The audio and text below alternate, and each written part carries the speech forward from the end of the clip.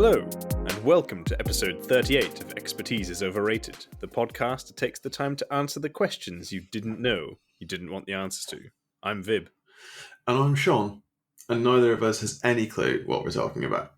Before we move on, let's award the much vaunted Expertise is Overrated Tinfoil Award. As a reminder, this is an award that we give out at the start of each episode to the person who had the most ridiculous point in last week's episode. Now, not so much a point, just heresy at the highest order. We don't need to talk about this. I think we should mention it again. I mean, people already know what this is. Let's just move on. Yeah, I can't believe that you used a J.K. Rowling quote and tried to play it off as a Tolkien one. Just pretend it was Tolkien and hope no one noticed. You said it with such confidence, you know. Yeah, I still don't know what I was doing. I just got the two confused. There's nothing more to it than that. I just thought that I was quoting Gandalf, and I wasn't. They're two old wizards, to be fair. Yeah. Ultimately, it's a massive compliment to J.K. Rowling, so I'm sure. Anyway, moving swiftly on. Probably gonna get us cancelled by all the probably anti-Rowlingers. Yes, moving swiftly on. So obviously, House of the Dragon has been out at the time of listening for 3 weeks. Is that right? The three or four episodes out now? Something along those lines, yes. I've not seen a single one of them, have you? No, I haven't either, and that's because you have to pay for it. And yeah, it's really annoying, cheap. Isn't it? I'm waiting for them all to be out, and then I'm going to pay for No TV for 1 week and binge them all. Great minds think alike. That's exactly what I've got planned as well.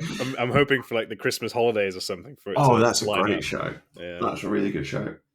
But obviously, House of the Dragon revolves around one of the famous conflicts in George R.R. Martin's backstory to Song of Ice and Fire. Indeed. The Dance of the Dragons. And there's a lot of chat on Reddit, Twitter, social media as to which side people are starting to fall on for the dance, green or black.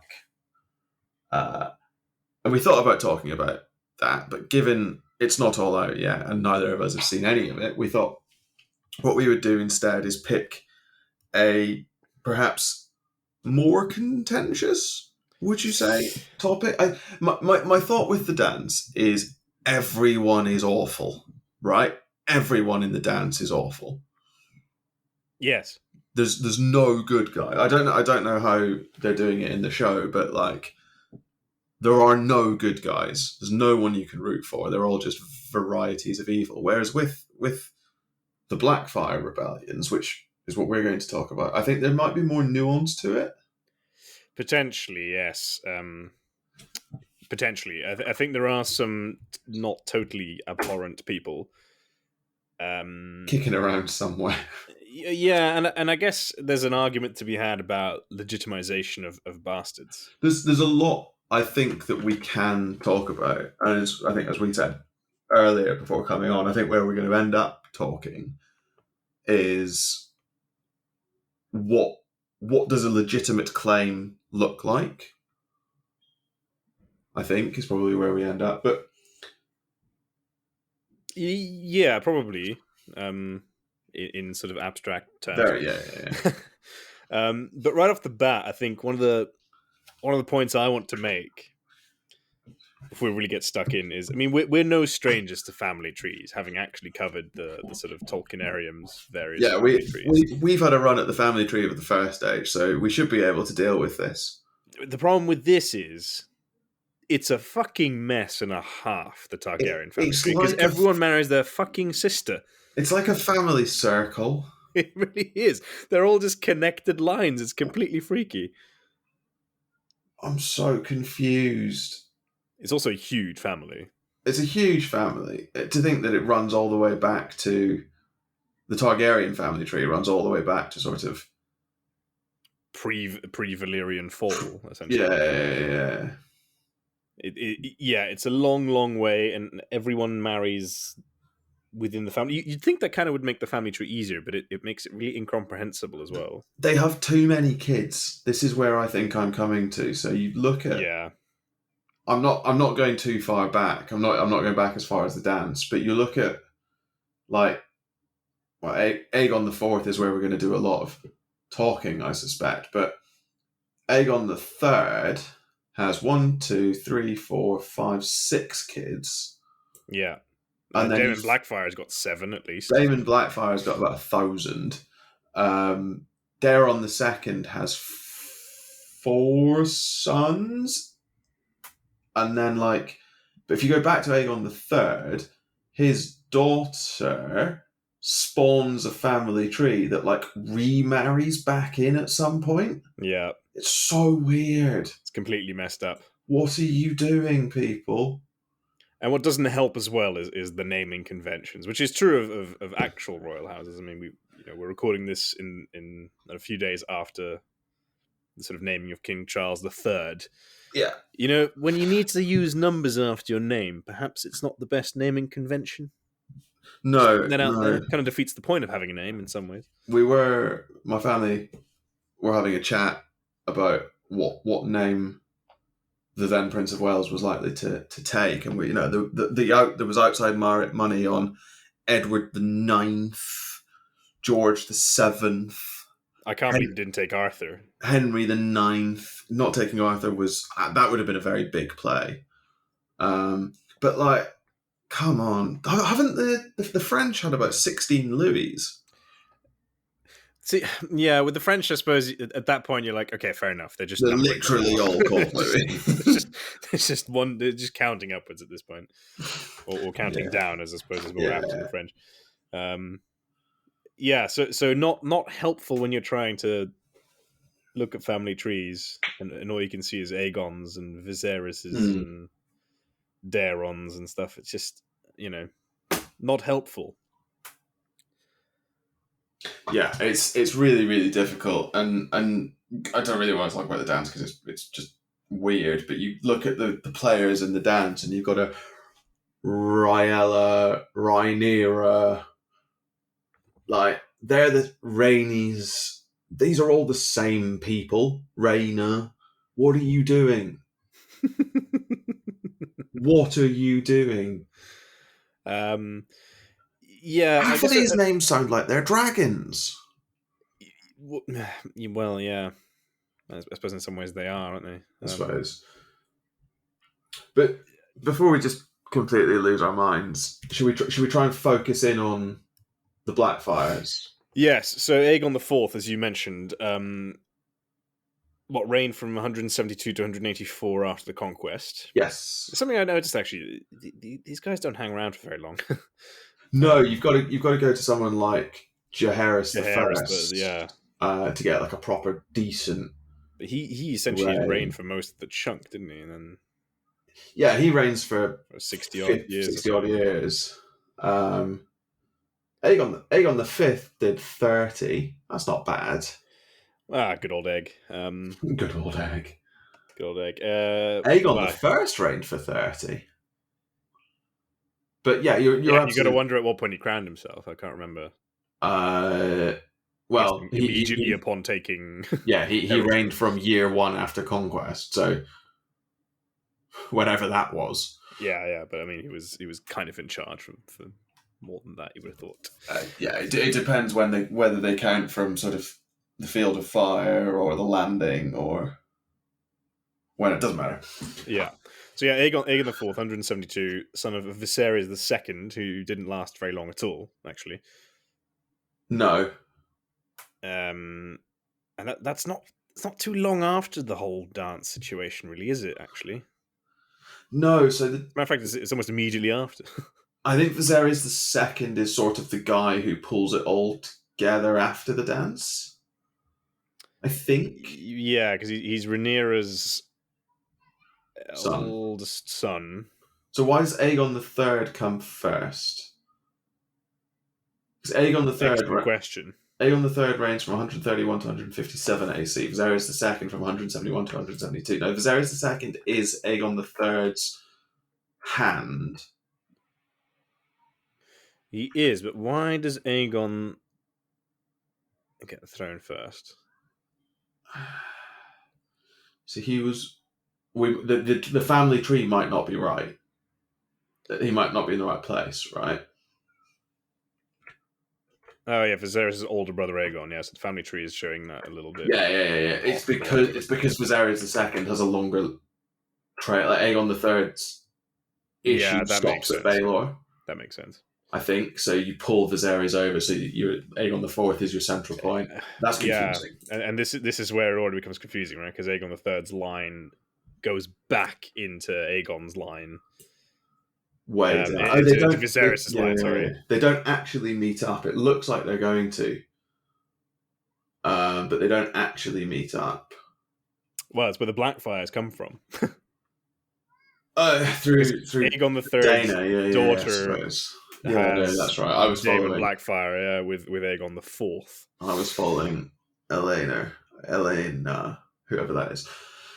So yeah, Aegon the Fourth rules, as you say, from 172 to 184 after the Crusade, after the Conquest, and is by all accounts awful.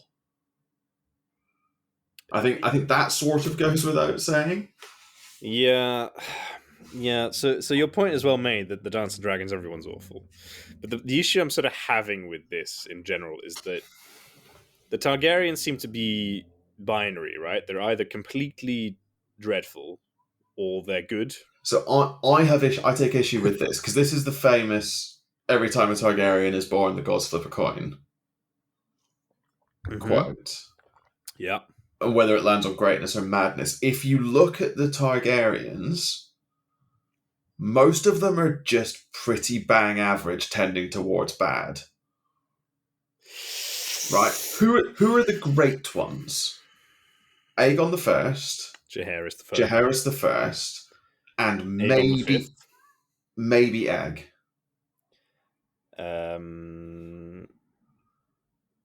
They're on the second, maybe. Damon Blackfyre, maybe. Maegor the First was Maegor the First was evil. So I think you have far more in the evil or bad. You do.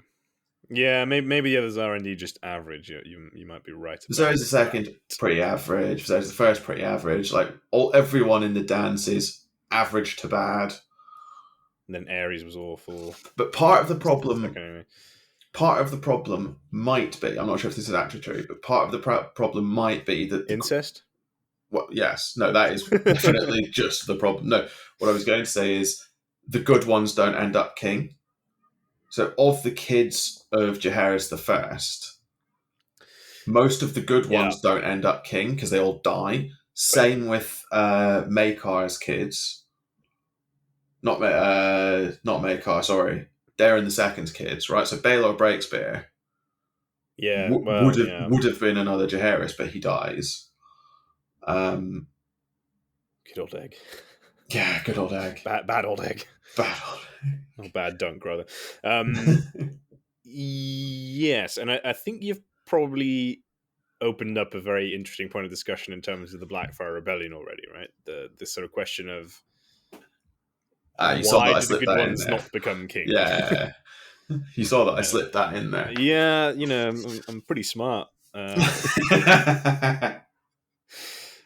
No comments about that, please. Yeah, he can't take the feedback, guys. Just don't bother. I really can't. I can only dish it out. Yes. So, yes, I think your point is well made. The vast majority of them are evil, and I would make the argument for genetics there. It's literally just all the incest that you're doing. All the incest. and then, yes, you essentially have a few good people, and the rest are probably kind of forgettable.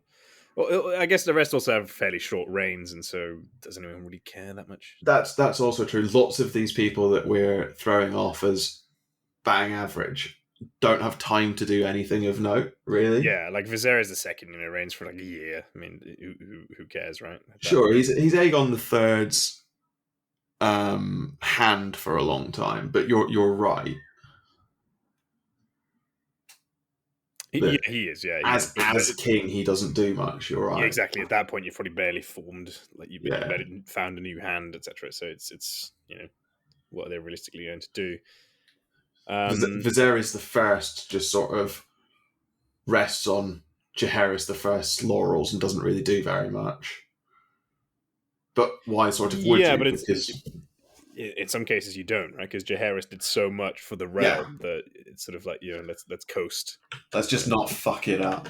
Belgian style of politics, let's just keep everything going the way it is. Put up a civil service and go with the flow. Yeah, exactly.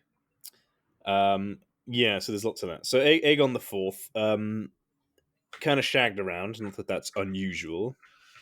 No, but he seemed to make it not make it worse. He seemed to be worse than most of the others, I think. And obviously, the biggest worst thing that he did was on his deathbed legitimize all of his children. He epitomizes that that Alfred scene of which you actually sent me a GIF not long ago.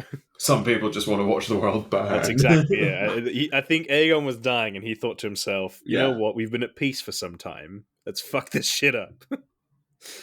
And yes, legitimized his bastard children, which is a problem.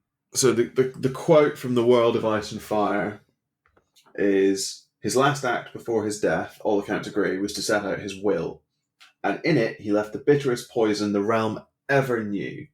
He legitimized all of his natural children, from the most base-born to the great bastards, the sons and daughters born to him by women of noble birth. Now, scores of his natural children had never been acknowledged. Scores? Good going, mate. Yeah. Aegon's dying declaration meant naught to them. For his acknowledged bastards, however, it meant a great deal. And for the realm, it meant blood and fire for 5 generations. That's what he leaves the realm with. Now he's succeeded by his only legitimate son, pre-legitimization. That's the issue, right? Pre-legitimization is his only son from the actual marriage he was in. Yes, Daeron the Second, and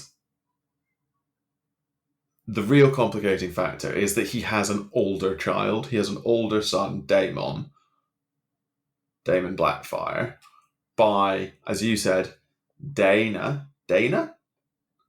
who is I guess so, Dana, who's Aegon the Fourth's cousin, the daughter of Aegon the Third, and the sister and wife to Baelor the Blessed. Jesus Christ!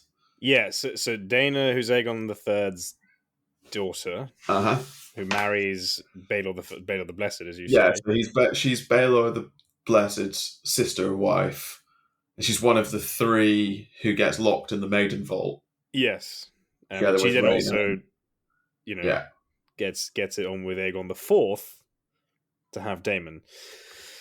Oh, Targaryens! So it's technically, well, it's not. But Daemon is as Targaryen as they come, realistically. He's equally Targaryen with Daeron the Second. Yes, just illegitimate is the issue. Well, so Viserys the Second's wife is Lara Rogaire. Aegon the Third's is Daenerys Velaryon. So he may actually be more Valyrian than Daeron the Second. Because the Valerians or the Valarians are also Valyrian, aren't they?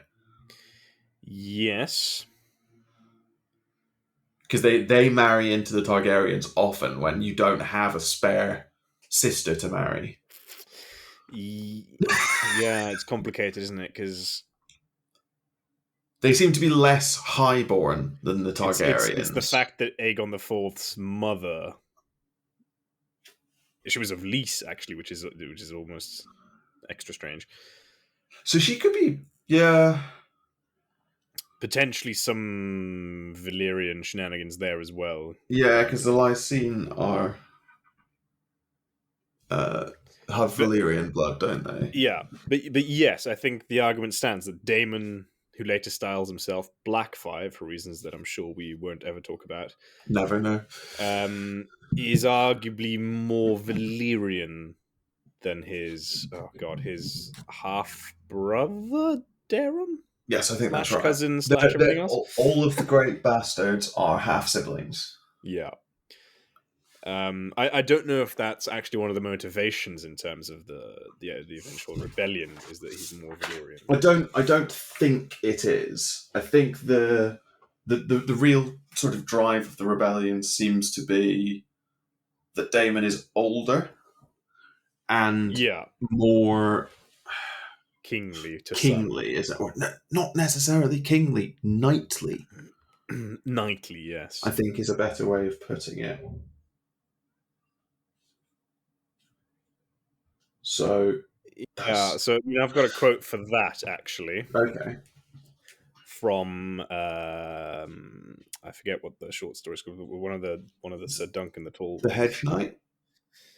It's from A Knight of the Seven Kingdoms, whichever one of the 3 books in that anthology. Yeah, exactly. The one where he meets Rohan of something or other. Oh, I know which one you mean. So they're working for a man called, or rather, Duncan is working for a man called Eustace Osgrey. And he's got an interaction with Egg, who at this time is obviously Duncan's squire and incognito. And Eustace says, they're talking about the rebellion, I guess, and says, because Daemon was the better man, the old king saw it too. He gave the sword to Daemon, Blackfyre, the sword of Aegon the Conqueror, that blade that every Targaryen king had wielded since the conquest. He put that sword in Daemon's hand the day he knighted him, a boy of 12. To which Egg says, my father says that was because Daemon was a swordsman and Daron never was. Why give a horse to a man who cannot ride? The sword was not the kingdom, he says. Yes. And then Eustace says your father was a fool, clearly not knowing who he's talking about. But so we are, I guess, going to talk about Blackfyre, but also the idea that so Daemon was clearly a better swordsman and a knight than Daron. Well, so this no debate about that. No one debates that. Baelor Breakspear earns his. So that's Daron II's eldest son.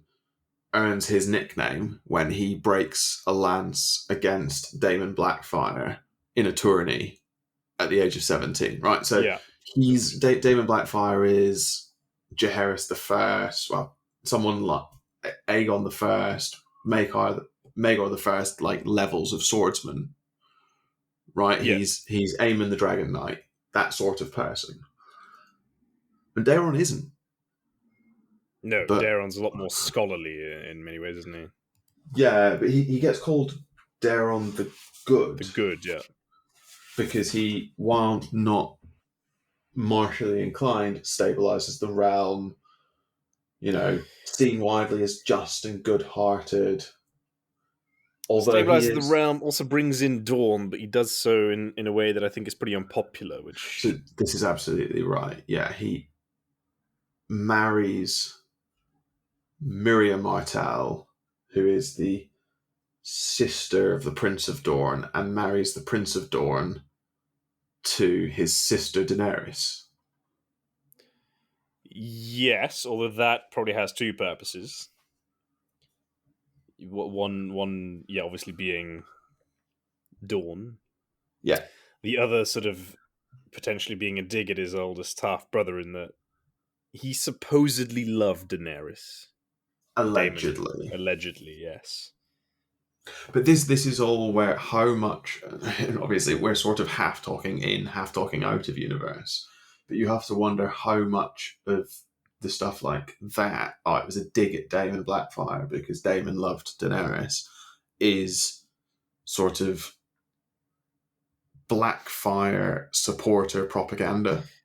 Potentially, yeah. Which is another thing I think we're going to need to come on to, is who is the driving force behind the first Blackfyre Rebellion. Because I don't necessarily think it's Daemon. Yeah, so let's talk about that, because I also don't know. No, so one of one of the other great bastards is Aegor Rivers, who is the son of, I'm going to get this right, Barba Bracken, so the dark-haired daughter of Lord Bracken of Stonehenge, who was a companion to the three princesses in the Maidenvault. So Aegor Rivers becomes known as Bittersteel, and I think he's one of Daemon's biggest supporters during the rebellion, and he goes on to found the Golden Company, the Sellsword Company in Essos. But I think he is a lot of the driving force behind the sort of initial building of support. Yes, I think you're right. Bittersteel is a major driving force. Yeah. And it sets Bittersteel up against Brynden Rivers, who becomes Brynden Bloodraven, who is the son of Melissa Blackwood. Now, obviously, the Brackens and the Blackwoods are both Riverlander houses who have a huge amount of natural enmity, historical enmity.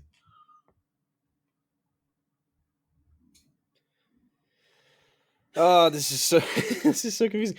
So because hang on, Daeron is older than Daemon, right? Daeron, no, I don't think he is. No, he is, because Daemon was born in 170, whereas Daeron was born in 153. The problem with Daeron is that he crowns himself the minute his father dies, which is a little bit problematic. Daeron. Yeah, Daeron the second. Yeah, I thought because he crowns himself and then he marries off Daemon when Daemon is 13. to Rohan of Tyrosh. So Daemon is That's younger. So weird. A big part of all of this is that Aegor Rivers, who Aegor Rivers starts a rumor that Daeron is not Aegon IV's son. He is Aemon the Dragon Knight's son. Oh yeah, it's challenging his. So that legitimacy. that fixes the age problem. That's right. Yes, that's right. Although that's never. It's not supported acknowledged by or sorted out, anything. is it? So it's not supported by anything. So there's a few things. So I guess there's that. There's the fact he crowned himself. There's the fact that he gave Dorne so much more than any other of the kingdoms. Yes, was allowed to have. Dorne sort of negotiates for itself a load of extra privileges in the coming together of the kingdoms. Yeah, like I mean, that's the only kingdom that keeps like the royal titles, essentially, right? That's because Daeron doesn't have dragons. It's because Daeron doesn't have dragons, right? Yes. Every other kingdom kneels to Aegon I. That's the difference. Daeron brings Dorne into the realm peacefully. Yeah.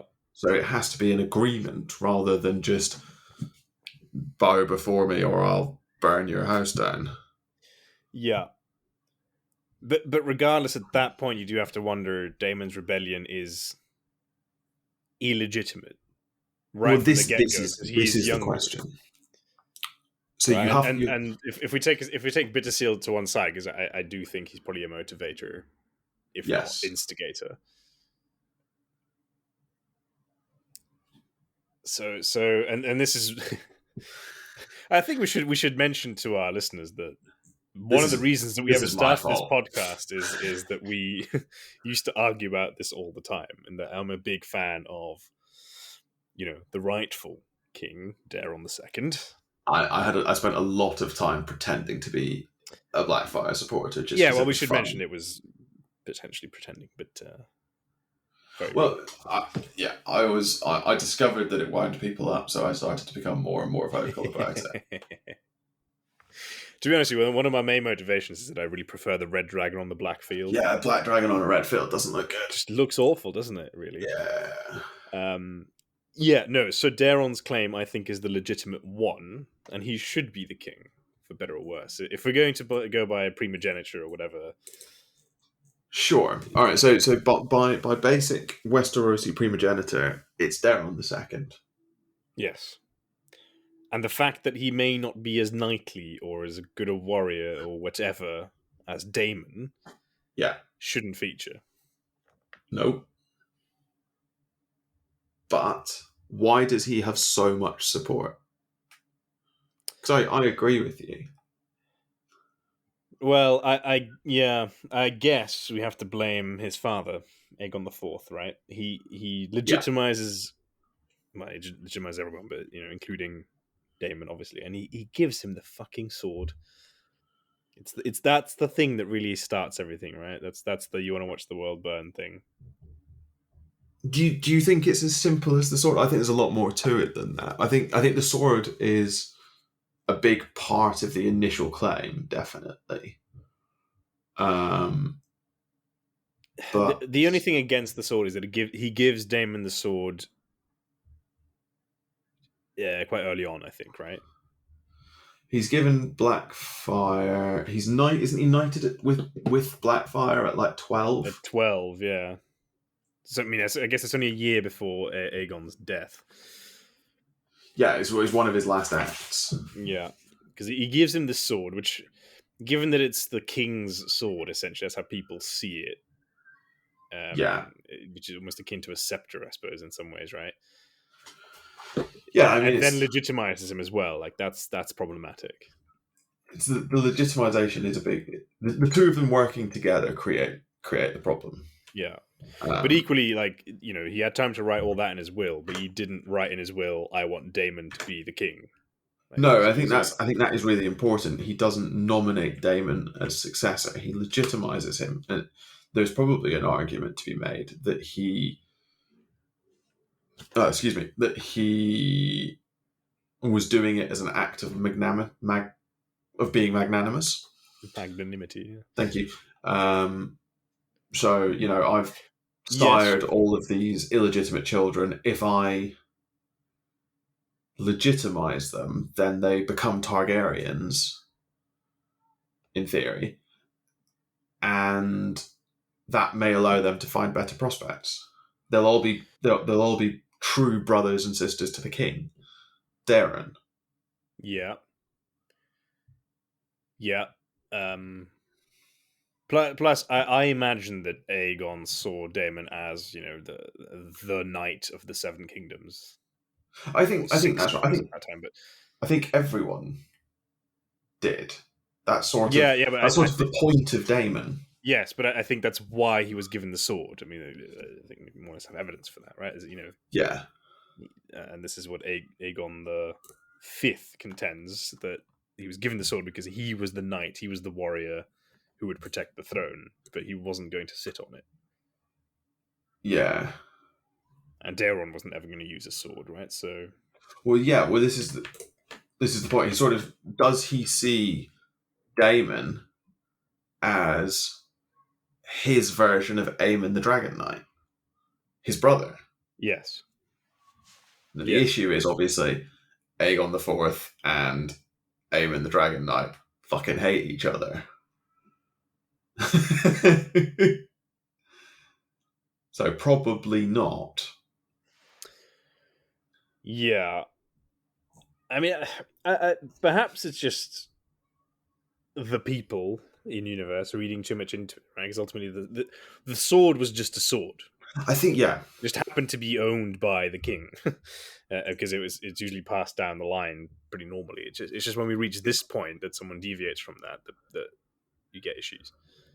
Yeah, but most of the kings before Aegon IV were either martially inclined, like Maegor, Aegon, Jaehaerys, or didn't need to be, so they could carry the sword, but they didn't need to use it.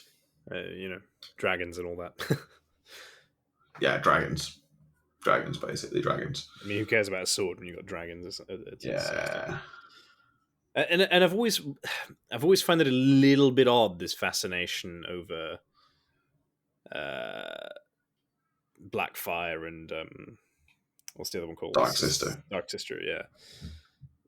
Because surely to the Targaryens, they were just regular swords in some ways. Like Valyrian steel to a Targaryen is just steel, right? But it was early on anyway. Early, I think that's the difference. I think if you were to ask Aegon the First or Visenya he's just like, or Rhaenyra or someone, they're like, oh yeah, that's just my sword. But by the time you get to Aegon the Fourth, Viserys the Second, or further down, if you start to look at the quote unquote modern timeline, your young Griffs, your Daenerys's, even your Rhaegars, the swords have taken on a somewhat mythological perspective because they're the sword with of course it was actually the dragons, but it's the swords with which Aegon and his sisters forged the 6 or 7 kingdoms. Yeah, no, that's true. And I don't know if you know this because I don't, but in the Dance of the Dragons, who wields Blackfyre? Who wields Blackfyre, and does that sort of make sense, or is it just sort of? Because the thing with the sword ultimately is you can take it and give it to whoever you want, right? as Aegon the Fourth demonstrates. Yeah, a little bit. I'm just gonna have a quick look. Aegon the Second. So yeah, Aegon the Second has it. He takes it after Jaehaerys' death. Right. Okay. Yeah. Fine. Or I don't know. It probably goes through Viserys. But yeah, so Viserys, I guess you're not going to give it to Rhaenyra. Son, yeah. So yeah, it follows the male line. So it goes Jaehaerys the First, Viserys the First, Aegon the Second, and then to the young dragon, Daeron the First. Yeah. So it just follows the king. It doesn't go to Rhaenyra, and obviously this is just A Song of Ice and Fire wiki, but it does say that it enhanced his Aegon II's legitimacy as compared to Rhaenyra because he had the sword. But it's sort of like being in possession of Aegon I's crown, right? These are just symbols of power. They add to your legitimacy. They don't bestow. They add to your image of legitimacy. They don't, in and of themselves, bestow. Yeah, well, and in the Dance with Dragons, I guess that matters less stroke more. Yes, I know what you mean. Because I think it matters more because they have equal claims in some ways, and it's like, oh, but I have the sword, so get fucked. Yeah, Rhaenyra is older, but Aegon is a boy. That's basically, and there is no precedent. Yeah, and this leads all the way back, right, to Maegor the Cruel. Maegor Dark and Sister and Blackfyre debates there as well. So in those scenarios, yes, but the fact that it was given purely like to someone who's younger than the heir. So that's a thought, actually. If you run all the way back to Aenys and Maegor, guess what Aegon the Conqueror did? So, sorry, Aegon the Conqueror was succeeded by Aenys, who is his eldest son. And Aenys gave Blackfyre to Maegor, his half-brother, his younger, more martially inclined half-brother. More martially inclined. Yeah, but then but Maegor fundamentally was an asshole. Yeah, true. And so him challenging the throne is not unexpected. Whereas Daemon, by all accounts, was a fairly he's a decent knightly gentleman, right? Yes, that's true. And yet somehow decides he wants the throne. It's a little bit odd. Yeah, it's how you get from Daeron and Daemon not really liking each other, but it not being a big deal, to Daemon raising his banners.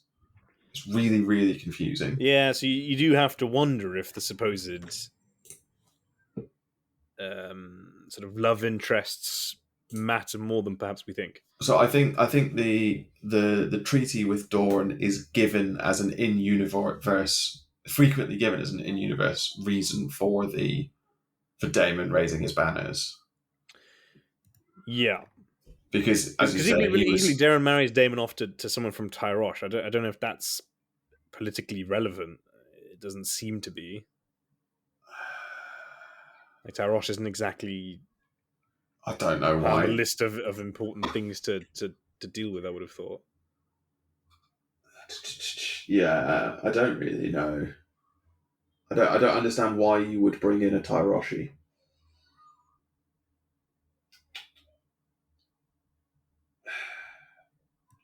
But maybe that was his father, because Daeron definitely like pays the dowry. That's the one bit I definitely remember. Yeah. So that's confusing. But he definitely marries his sister Daenerys to Martell. Yeah, because that's how he brings Dorne into the Seven Kingdoms. Yeah. He massively increases the power of the Seven Kingdoms with that marriage. Like absolutely. It's absolutely politically the correct thing. Absolutely. To do. And you got to wonder if Daemon and Daenerys loved each other. Like, why not just do the classic Targaryen thing and just get it on? Just bash out a child. Marriage is almost irrelevant yes. in this family tree. Yeah, that's absolutely. It's so confusing. So this, I'm just trying to understand why Daemon Blackfyre would dethrone his half brother. So I think basically, and I think we come back to Bittersteel. I don't think it's only Bittersteel, but I think he plays a huge part because obviously he's got his rivalry with Bloodraven.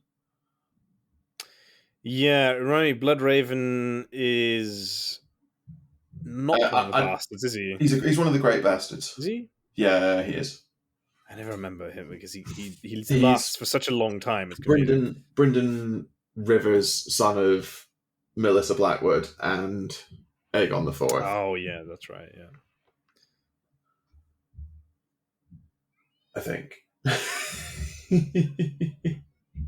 Yeah, no, I think Blackwood is right.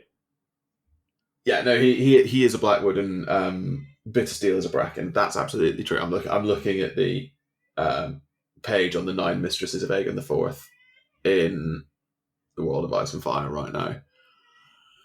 So Bittersteel and Bloodraven hate each other because of their family backgrounds. So Bittersteel starts to flame the stories of how, because obviously Aegon IV warred against Dorne, right, trying to conquer them. So all of the, particularly like the Marcher Lords, the Storm Lords, would have lost men, lost family, potentially lost land to the Dornish. Then along comes Daeron II, marries a Dornish woman, has Baelor Breakspear as a son who looks more Dornish than Targaryen by all accounts, and then marries, his sister who looks Targaryen to Marin the Prince of Dorne, and all of a sudden Daemon Blackfyre starts to look like a better option. Yeah, especially because there are all these rumors about, well, what if Daeron isn't even Aegon IV's trueborn son? What if he's Aemon, the Dragon Knight's son? Would we not? The problem is that no one seems to really buy it, right? Because it's an excuse, I think. But ultimately, the Blackfyre Rebellion fails horribly. And I think in no small part because the support he gets isn't fully committed. Not all of it is. It splits the Seven Kingdoms down the middle.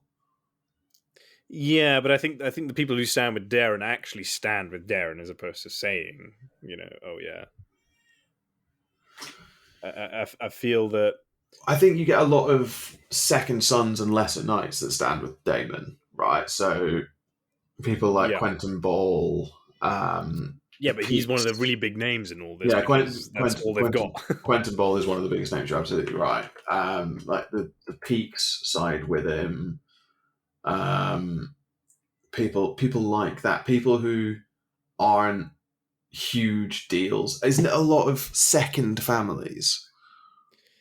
Yeah, not the Martells, not the Martells. What are they called?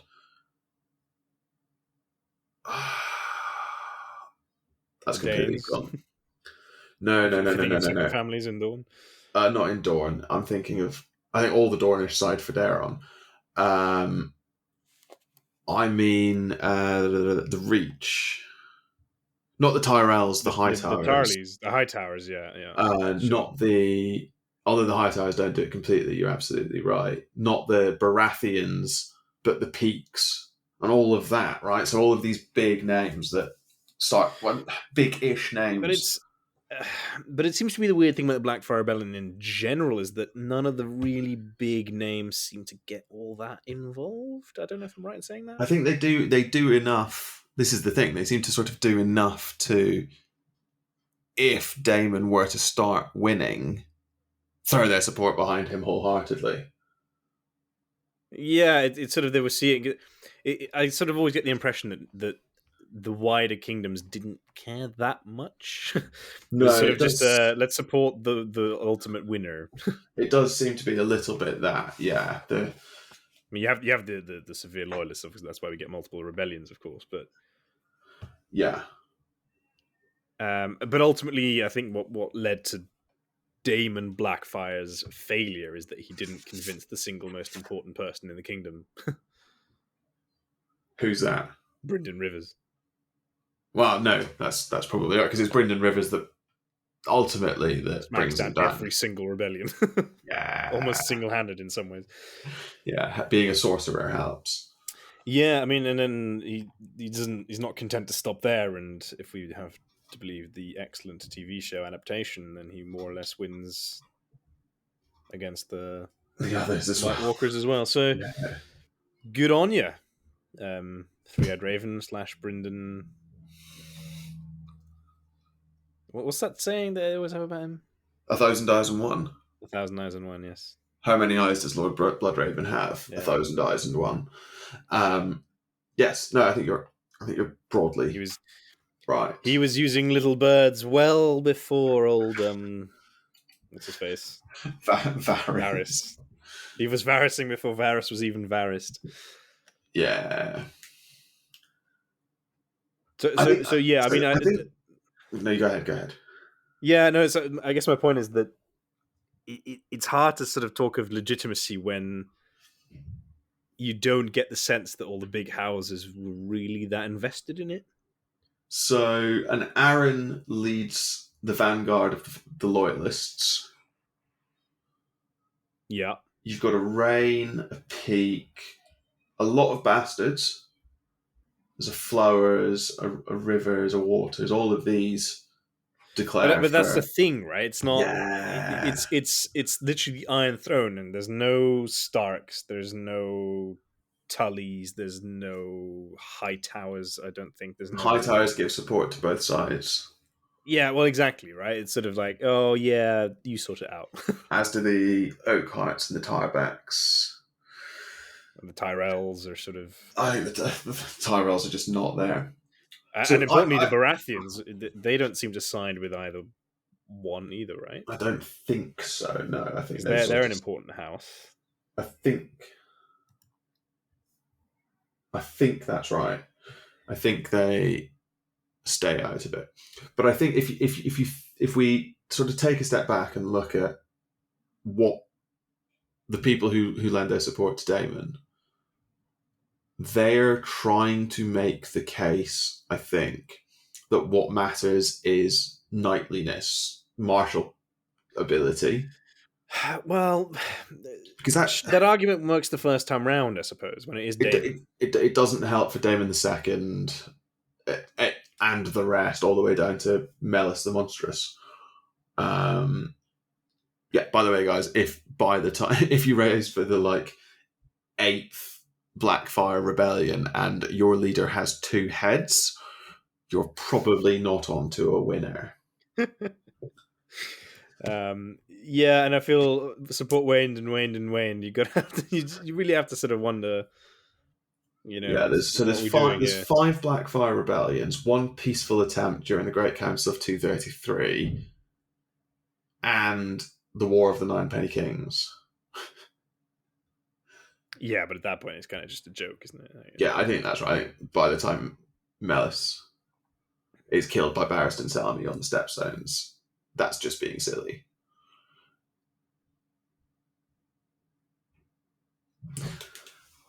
It's very, very confusing. So we've been talking for a fair bit, round and round and round. Am I understanding that you don't think Daemon has any legitimate claim whatsoever? I don't think that Daemon has any claim whatsoever. That's fair. I think I broadly agree with you, except why does Daeron have a legitimate claim? Does Daeron have a legitimate claim? Why does Daeron II have a legitimate claim? Yeah. Well, quite simply for being Aegon IV, the last king's oldest son. Why does Aegon IV have a legitimate claim? I'm going to do this. I'm going to do this all the way to Aegon the Conqueror, by the way. So I'll just stop there. Aegon the Conqueror.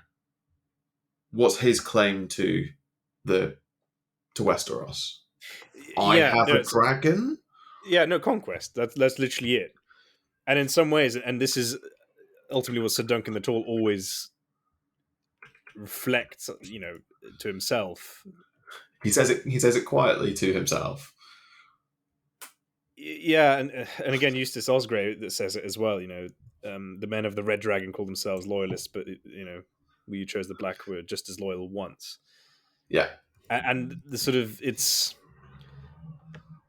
teleological, right? Because if Daemon Blackfyre wins his rebellion and crowns himself king, then he's got a legitimate claim to being king by Targaryen laws in some ways, right? Because they did it by conquest first. Yeah, you can keep if you can hold it, it's yours. Yeah, Dance of the Dragons also shows that, So what's your view on that? Because I guess that's sort of where you were going with this. No, it's sort of where I'm going. I think my slightly boring view is that no one in Westeros really has a claim to it. Okay, I knew you were going to say you're such a lawyer, a legitimate claim. It's like, oh, let's not make ourselves liable by saying anyone has a claim. Oh, shut up. But as you say, that's not a particularly satisfying answer. I think there's a difference between, although it's not much of a difference, there is a difference between Aegon the Conqueror essentially forging a kingdom out of nothing, or forging a kingdom out of warring states and bringing peace to Westeros, albeit the Field of Fire was pretty much just genocide, right?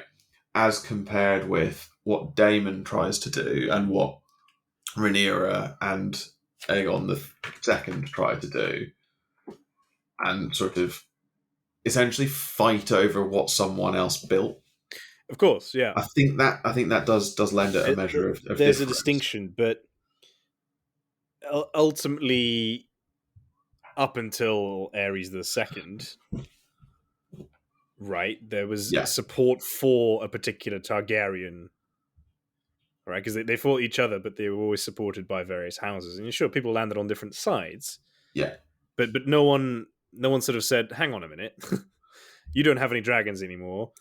You came here because of Aegon, etc. Like, why should we support any of you? Yeah, no one. There's no talk about a breakaway north during the Blackfyre Rebellion. Yeah, exactly. Or Aegon III's reign, or Baelor I's reign, or Maekar's reign, or anything like that. The kingdoms all seem to be fairly content to be united under a Targaryen king for whatever reason. Sure.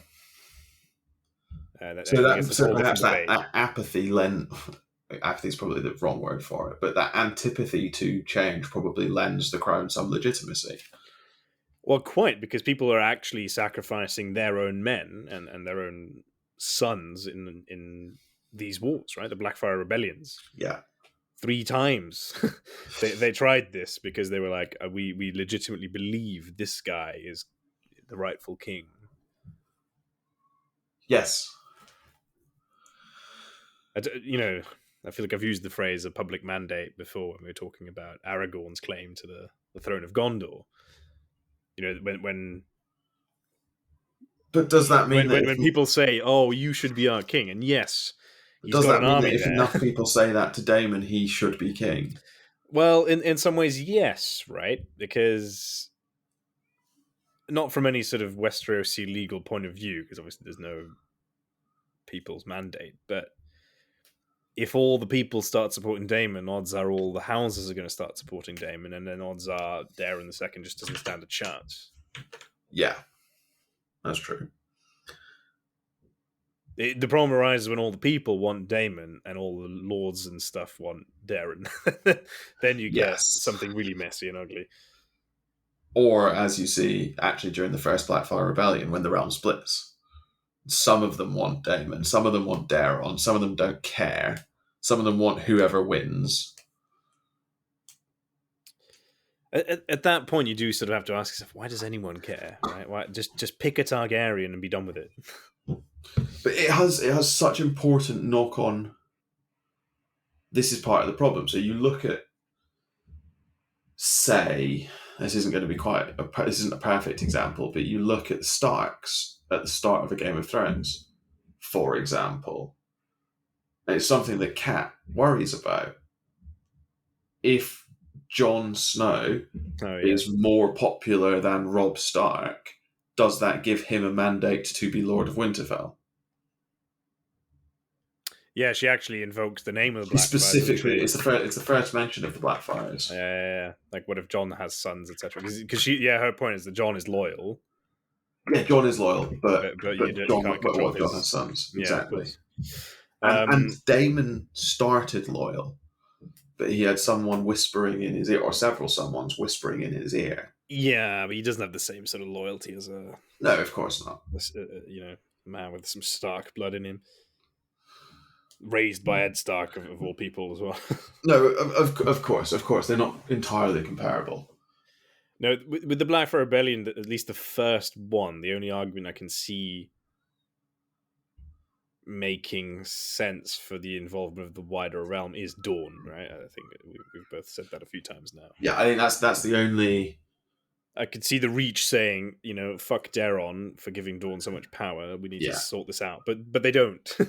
So that's kind of weird. But it is a reason that a lot of people give for if not siding with Daemon, at least not throwing their wholehearted support between Darren II, because they absolutely bled for Aegon IV's and others' wars against Dorne, and then to their mind, Darren just bends over backwards, gives Dorne whatever it wants, gives it all of these privileges that the other great houses don't have, and then says, "Oh, you've all got to be happy with this." It is, and his firstborn son looks like a Dornishman. Yeah. Never mind that Baelor Breakspear would have been the best king that Westeros ever had. Never mind any of that. He's Dornish, and we've just spent the last 150 years fighting the Dornish, or longer in the case of the Stormlords or the Reach. And it's it's particularly weird, I guess, that you then don't get the Starks, for example, piping up. They to me seem like the obvious choice to be like, hang on a minute. I suspect they don't care. And it might like be that. I'm sort of trying to look. The Starks don't get involved in the dance until the very end, when Cregan Stark comes down and goes, "Stop fucking about." Yeah. When you look through the lists of supporters for either the Targaryens or the Blackfyres, the Starks aren't there. They didn't support both sides. They didn't support either side. Do the Starks? Is it autumn, or do the Starks worried about winter? Probably, yeah. They're like, guys, there's a wall we need to defend. That's literally all the Starks ever care about, right? I just don't care. Yeah. But you could see them sort of thinking, if Dawn has been given this much power, maybe now's the time to negotiate with Daeron, who's clearly a bit of a pushover, and the good, right? So maybe say to him, listen, like being Starks and Northern and weird and First Men and all that jazz. Yeah, none of the great houses side with the Blackfyres. So is the realm just apathetic at this point? Maybe this is the bigger question. or fed up of it all after the dance, which I think it's much more that they just don't care. But also, apparently, so Cregan Stark may have survived to see the first Blackfyre Rebellion, but it's unclear. The date of his death isn't known. But apparently, he had 5 sons, and they basically bickered over who should be Lord of Winterfell. So this is part of the problem, right? Part of the problem is the North was busy trying to work out who should be in charge. Well, get its own thing, yeah. And especially if Cregan is essentially, quote unquote, just ridden down. Yeah, it's a long way from Winterfell to King's That's Landing, true. you know? They've got other shit to do. Yes, that's very true. Which is almost why it's weird that the Arryns got involved, because they're not. They're unclear why. But what was it? That's the other question. Was it a real Arryn, or was it a second or third son? Just random, yeah. I can't see. It's interesting that the Ironwood supported the Blackfyres, or however you say their names. Really? But they're Dornish. Yeah. That's weird. But they're the second house in Dorne. Yeah, really? I get sort of opportunistic, you might say. I think there's a huge amount of that, and I think the Peaks embody that better than anyone else. Had Daemon won and been fully crowned King of the Seven Kingdoms, what that would have shown is that fealty to your liege lord is less important than being able to take and hold what you want, essentially. If you can make up a claim, then that's fine. This is what the Boltons do in the main series, and what the Reynes and the Tarbecks try to do early in the reign of Tywin Lannister as well. They tried to do this, but the precedent isn't there because Daemon didn't succeed. Yeah. And that's fundamentally it, really. Yeah. Daemon didn't succeed. And neither did any of his followers, as we've said. Right? So it's just ultimately... No. Shit. I mean, the second Blackfyre Rebellion was a complete joke. Never even got off the ground. That's the tournament one, isn't it? Yeah, where Brynden Rivers just shows up and is like, yeah. Can you not do that, please? And then kills them all, one imagines. Yes. Yeah,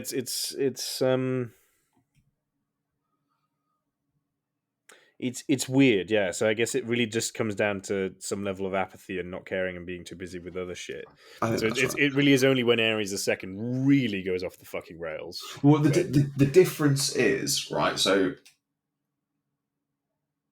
Aerys II fundamentally breaks the feudal contract. No, we've discussed this part in the past. The only reason the war starts... Don't say it, I will hang up. The only reason the war starts is that Robert Baratheon just really loves to swing a big old hammer around. Oh yeah, no, fair, that's fair. Because he's in love. Yes. Damn it. No, of course, the only reason they go to war is because of a certain Stark lady. But that's the inciting incident. I'll give you that. That's the inciting incident. But it just comes down to Aerys being fucking mental. Yeah, the point of Robert Baratheon's rebellion is the fundamental breakdown in trust between the king and basically all of his subjects. Right? Robert Baratheon's rebellion, which is really Jon Arryn's rebellion, works because most of the major houses, other than Tywin, have been planning that rebellion for years. They have been planning to do something for years. That's why Ned Stark marries a Tully.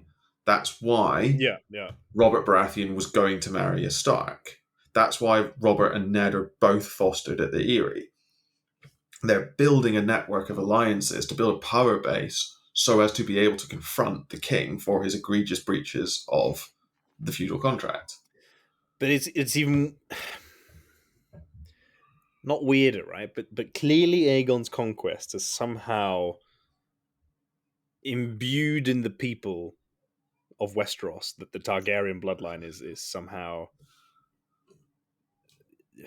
belongs on the throne, right? Because of Yeah, all the options, they go with Robert Baratheon. because Robert has something of a claim. Because Robert's grandmother is Aegon the Yeah, Fifth's youngest daughter. I agree. exactly. Yeah, so they don't stray too far from the already kingly sort of line of succession. No, Although maybe they pick Robert because he's just fucking angry. I mean, I don't know if ahead of time, as you say, the inciting incident maybe being that Aerys told him to stop. But I don't think Southron ambitions, as that conspiracy is, I think, often known.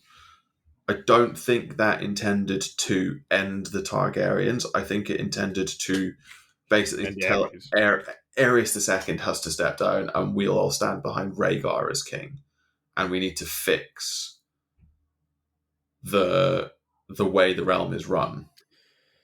I that think. didn't go very well, did it?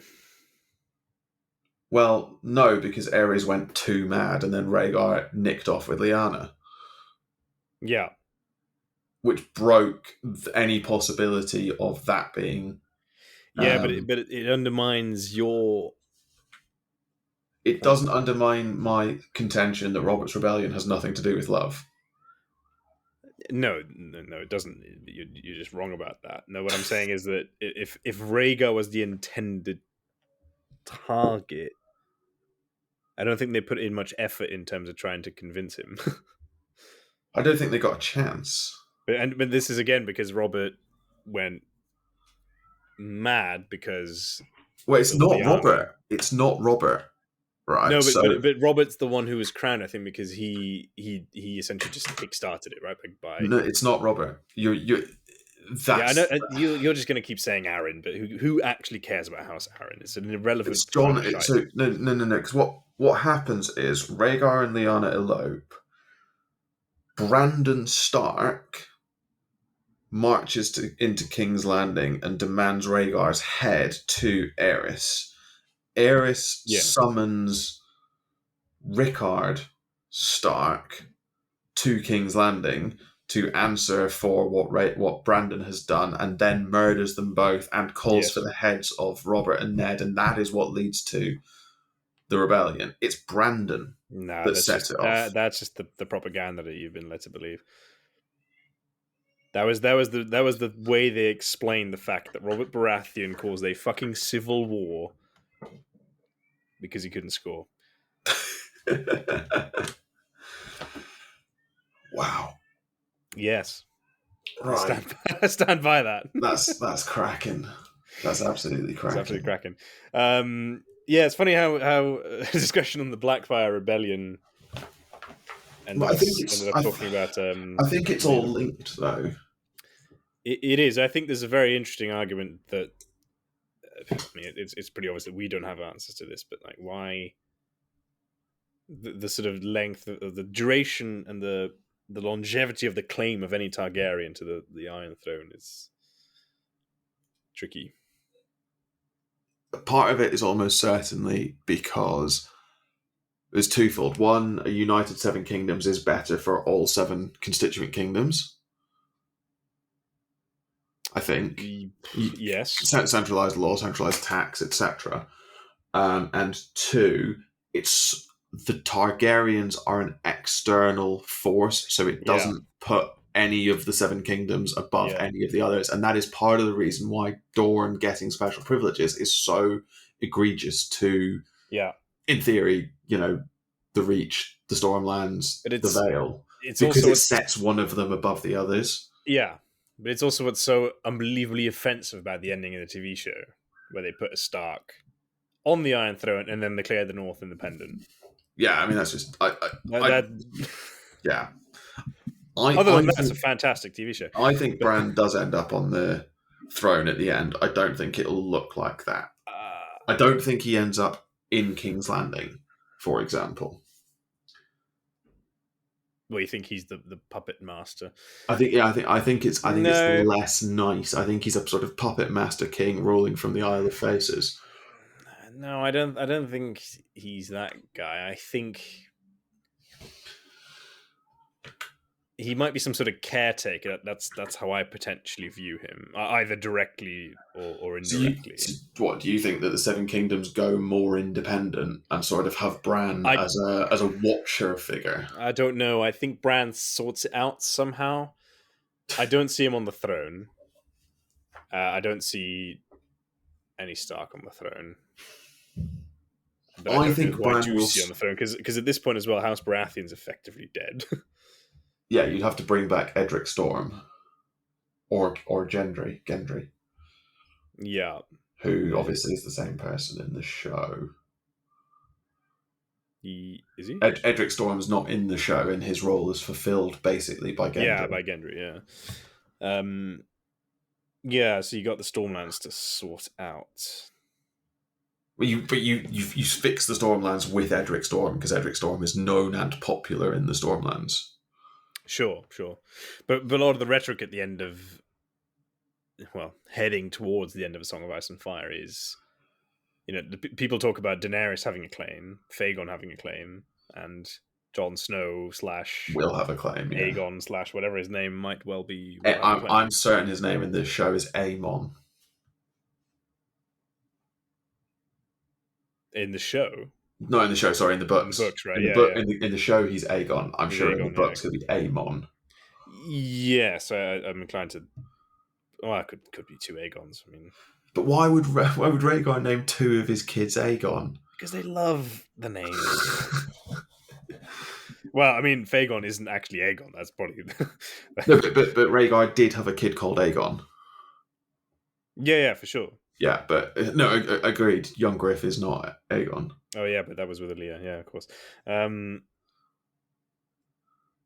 Yeah, so and that's the thing. It's the fact that everyone's so laser focused on the Targaryen. Although, of course, I guess in A Song of Ice and Fire, the North. After Rob's death, though, is the North even really still interested in independence? It was never really a war of independence, was it? Until not until they got fed up with it. Yeah, they crowned him king. Not until Greatjon spots a political opportunity. Yeah, this is the Greatjon. The North plays politics like everyone else. They just are more subtle about it, or not even more subtle. They just do it differently.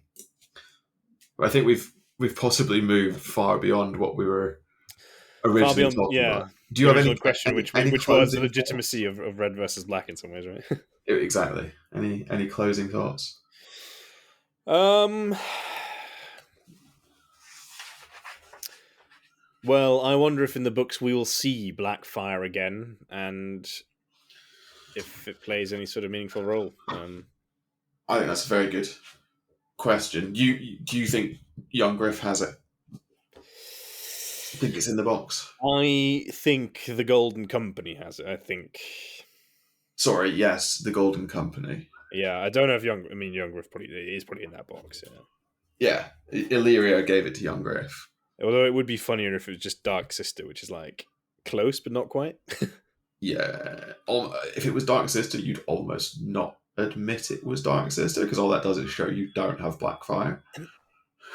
Like, will anyone actually really know? I mean, I guess this is the other thing. This is the other thing. I've seen a lot of suggestion that what's in the box is a reforged Valyrian steel sword.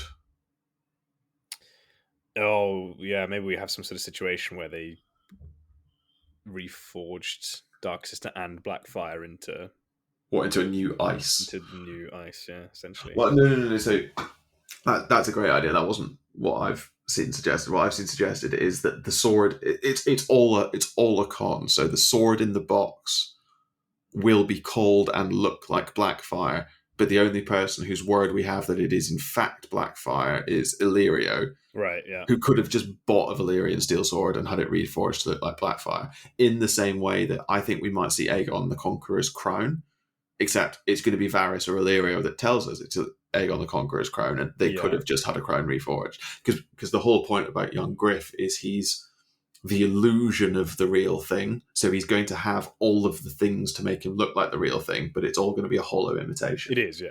Much like, but ultimately he's irrelevant because there's like zero support.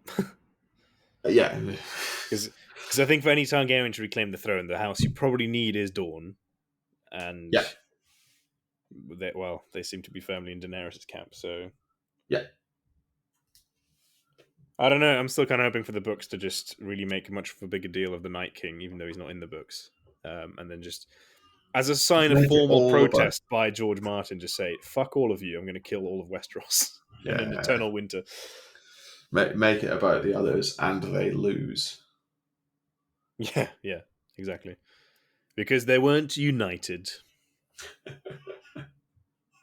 Exactly.